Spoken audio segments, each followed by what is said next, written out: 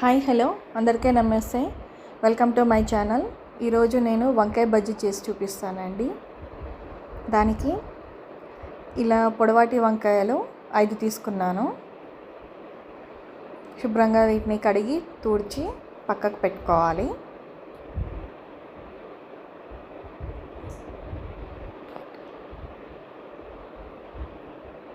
ఇప్పుడు ఒక బౌల్లో 2 కప్పుల శనగపిండి తీసుకోవాలి.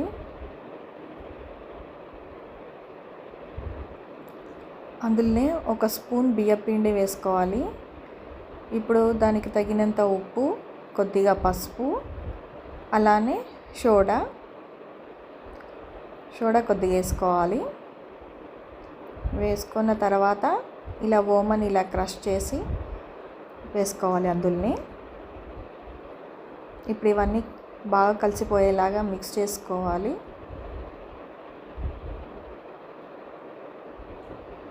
తర్వాత కొద్దిగా వాటర్ యాడ్ చేసుకుంటూ పేస్ట్ లాగా చేసుకోవాలి. ఇలా ఈ కన్సిస్టెన్సీ వస్తే సరిపోతుంది. ఇలా చల్లని సాయంకాలం కానీ చల్లని క్లైమేట్లో కానీ ఇలా వంకాయ బజ్జీ చేసుకొని తినండి, చాలా బాగుంటుంది. ఇప్పుడు ఒక ప్యాన్లో కొద్దిగా పల్లీలు,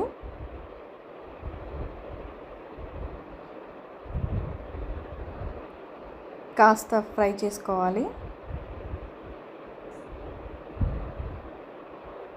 తర్వాత ఒక 1 స్పూన్ నువ్వులు కూడా వేసుకొని నువ్వుల్ని కూడా ఫ్రై చేసుకోవాలి.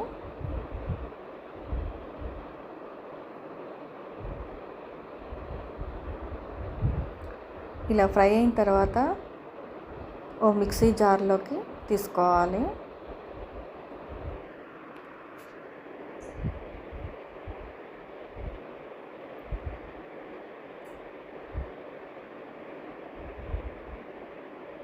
ఇప్పుడు ఇందులోనే ఒక మీడియం సైజు ఉల్లిగడ్డని కూడా కట్ చేసి వేసుకోవాలి. తర్వాత దానికి తగినంత ఉప్పు, కారము, మీ టేస్ట్కి తగ్గట్టు కారం వేసుకోండి. కొద్దిగా అల్లం వెల్లుల్లి పేస్ట్ ఇవన్నీ వేసి వాటర్ వేయకుండా, కొద్దిగా చింతపండు కూడా వేసుకొని వాటర్ వేయకుండా మిక్సీ పట్టుకోవాలండి. చూసారు కదా, ఇలా వాటర్ వేయకుండా మిక్సీ పట్టుకోవాలి. ఇది మసాలా పేస్ట్ అండి, వంకాయలో స్టఫ్ చేసుకోవడానికి. ఇప్పుడు కడిగి తూడ్చి పెట్టుకున్న వంకాయల్ని ఇలా మధ్యలోకి కట్ చేసి కాస్త స్ప్లిట్ చేసుకోవాలి.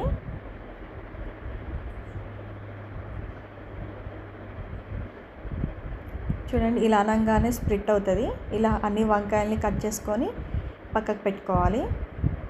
ఇప్పుడు అదే ప్యాన్లో ఆయిల్ పోసుకొని ఈ కట్ చేసి పెట్టుకున్న వంకాయల్ని ఫ్రై చేయాలి.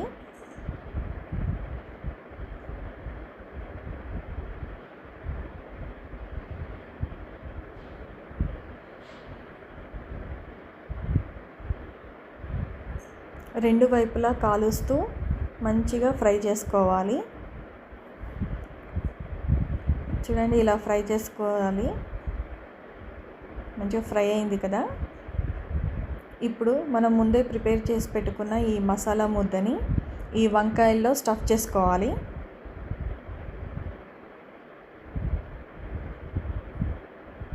ఇంకా మొత్తం మధ్యలో పెట్టేసుకొని ఒక్కసారి నొక్కితే దగ్గరకు వచ్చేస్తుంది. అలా అన్ని వంకాయల్ని పెట్టేసి రెడీ చేసి పెట్టుకోవాలి.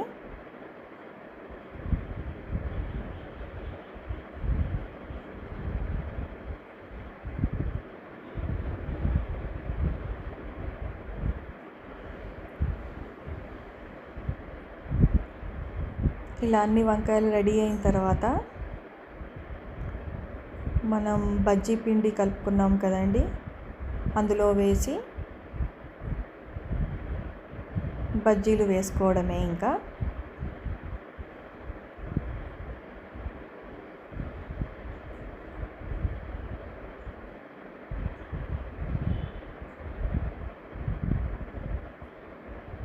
ఇలా ఒక్కొక్క వంకాయ అందులో డిప్ చేసుకుంటూ ఆయిల్లో వేసుకొని కొంచెం బ్రౌన్ కలర్ వచ్చేలాగా ఫ్రై చేసుకోవాలి.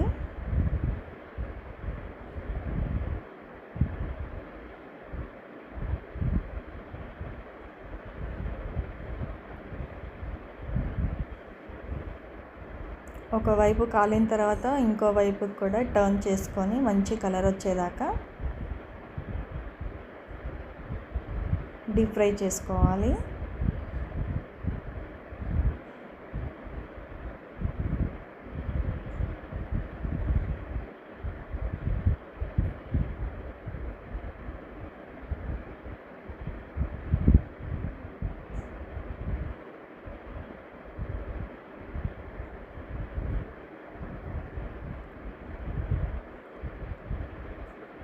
ఇలానే మిగతా వంకాయలు కూడా వేసుకొని ఫ్రై చేసేసుకోవాలి.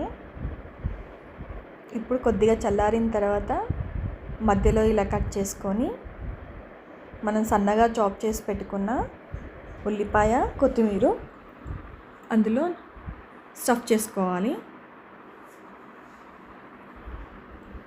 మీకు ఇష్టమైతే పైనుండి నిమ్మకాయ కూడా పిండుకొని తినొచ్చండి. లేదు అని అంటే ఇలా అయినా సర్వ్ చేసుకున్న చాలా బాగుంటుంది. ఇలాంటివి వేడి వేడివి చల్లని క్లైమేట్లో తింటే ఆ టేస్టే వేరుంటుంది.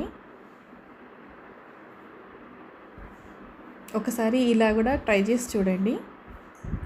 నా ఛానల్ కనుక నచ్చినట్లయితే లైక్ చేయండి, షేర్ చేయండి, సబ్స్క్రైబ్ చేసుకోండి.